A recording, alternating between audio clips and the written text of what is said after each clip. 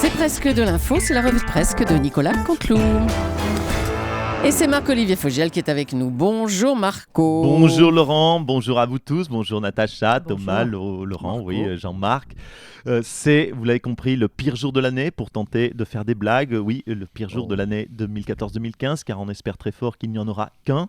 Il y a des missions impossibles qu'il faut tenter quand même. Alors on va tenter de penser un peu autre chose, mais sans oublier. C'est parti Julia. Allez, on vous écoute. Les titres. Télévision, dimanche sur France 2, Laurent Delahousse consacré un JT sur mesure, vous le savez, à Nicolas Sarkozy. Mardi, sur France 2, Laurent Delahousse consacré une soirée à Brigitte Bardot qui nous expliquait que Marine Le Pen était super.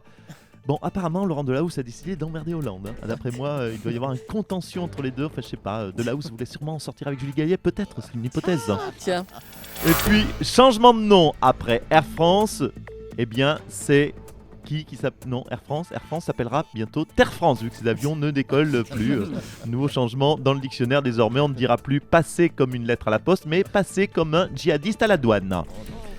Politique, déclaration du rebelle François Mad Max Bayrou, qui déclare « J'attends mon heure ». Si quelqu'un pouvait lui donner l'adresse d'un bon horloger à François Bayrou, ce serait gentil, parce que visiblement sa montre est en panne. Alors on peut éventuellement, je dis bien, lui prêter Julie, Allez. ou louer Julie. Hein. Non, elle n'a pas l'air de vouloir, non. Voyez, regardez, elle secoue la tête comme ça en faisant tic-tac, ça veut dire non. Hein. Arrêtez-vous, Julie. Non mais arrêtez Julie, vous allez vous dérégler Julie. Allez, à vous Julie. Bon, je la donne là. 8h44. Merci. Autre chose, merci Marco. Le chômage a reculé le mois dernier. Au mois d'août, 11 000 chômeurs ont trouvé du travail. Ça doit vous réjouir, François Hollande. Oui. Oui, enfin, oui, bon, c'est pas... Bah. Oui, c'est bien, oui, voilà, on va pas... Mais enfin, vous n'êtes pas très enthousiaste. Si, c'est bien, hein. Bon, on va pas faire non plus la fine bouche, Leclerc, mais bon...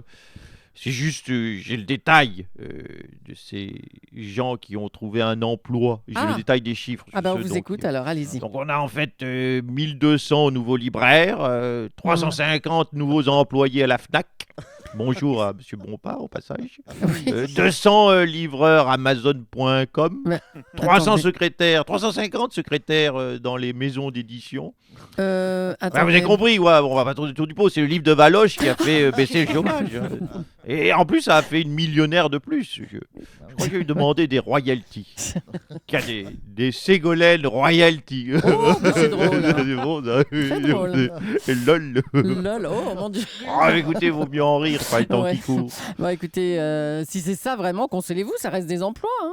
Oui, c'est vrai. Hein, ça reste vous avez raison. Il faut positiver. Ça reste oui. des emplois.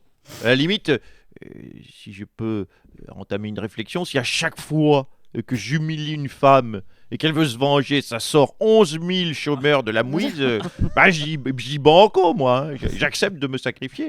Allez, tiens. Allez, je vous prends au mot. Tiens, j'en choisis une au hasard. Allez, Alors, Julie. Et Natacha. Oui. Julie.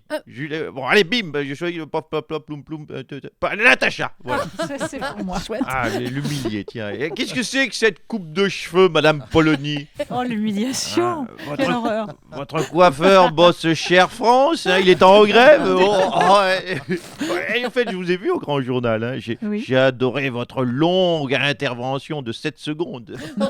Oh, vraiment, c'est quoi ces vacheries là? Allez, j'ai bien énervé, hein, vous avez vu, hein, Monsieur Soto. On va faire un livre. Hein. Regardez là, Ouais, là. là, ça y est, je prends ma plume. Elle mord l'hameçon, regardez, elle prend son stylo, elle griffonne.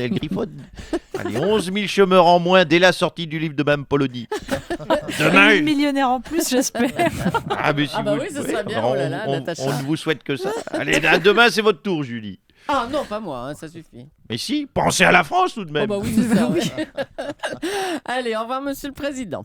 Nicolas Sarkozy est donc de retour et la bataille avec Alain Juppé, son principal rival à droite pour 2017, a commencé.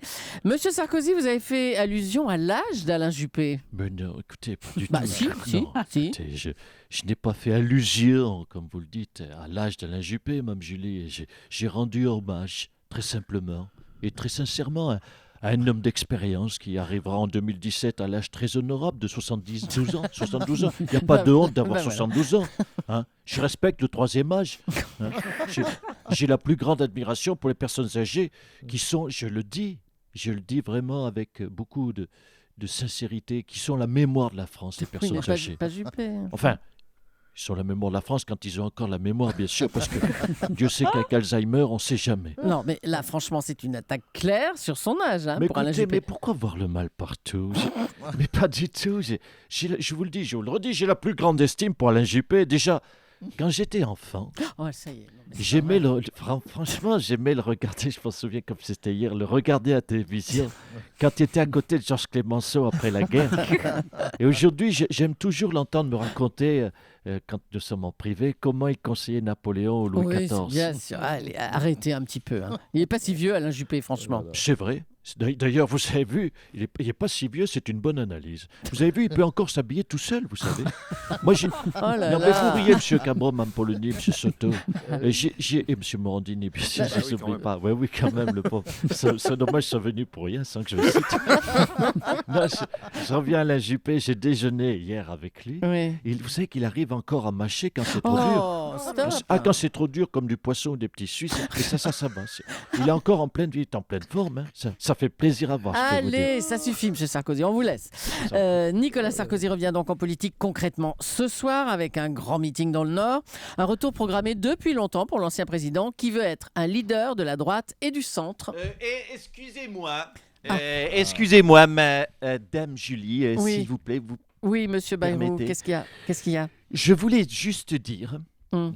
que moi aussi, je veux désormais m'affirmer comme un leader du centre. Alors, comme Nicolas Sarkozy qui annonce son grand retour, Hum. j'annonce de façon solennelle mon grand surplace. Votre grand sur place. Oui, parce que, écoutez, parce que moi, il faut être lucide, je n'ai pas quitté la politique. Même si on me voit plus nulle part, je suis toujours là, toujours présent. Voilà, je n'ai pas bougé. Moi, de la politique, j'en fais toujours. Donc, si ça intéresse quelqu'un, voilà, c'était mon grand surplace. Eh bien, on vous remercie de l'avoir fait sur Europe 1, Monsieur Bayrou. Merci beaucoup. Guy Carlier est venu nous dire un petit mot de conclusion. Guy Carlier. Oui, ma chère Julie, on a bien fait, souvenez-vous, de rire hier, car aujourd'hui, c'était moins facile. On a bien fait de rire hier. Oui, Julie, Natacha, Thomas, Laurent, Jean-Marc, chers auditeurs, souvenez-vous, hier, ensemble, nous rions du dandysme de Guillaume Durand. On s'est moqué de la nouvelle compagnie aérienne française qui ne décolle jamais, nous l'avons dit, Air France. On a même souri du retour de 3 djihadistes déçus de ne pas pouvoir tendrement se blottir à l'arrivée à l'aéroport dans les bras de policiers français impatients de les revoir. Alors, pourquoi ce matin cette gueule de bois de tristesse qu'on a tous? Parce qu'Hervé Gourdel.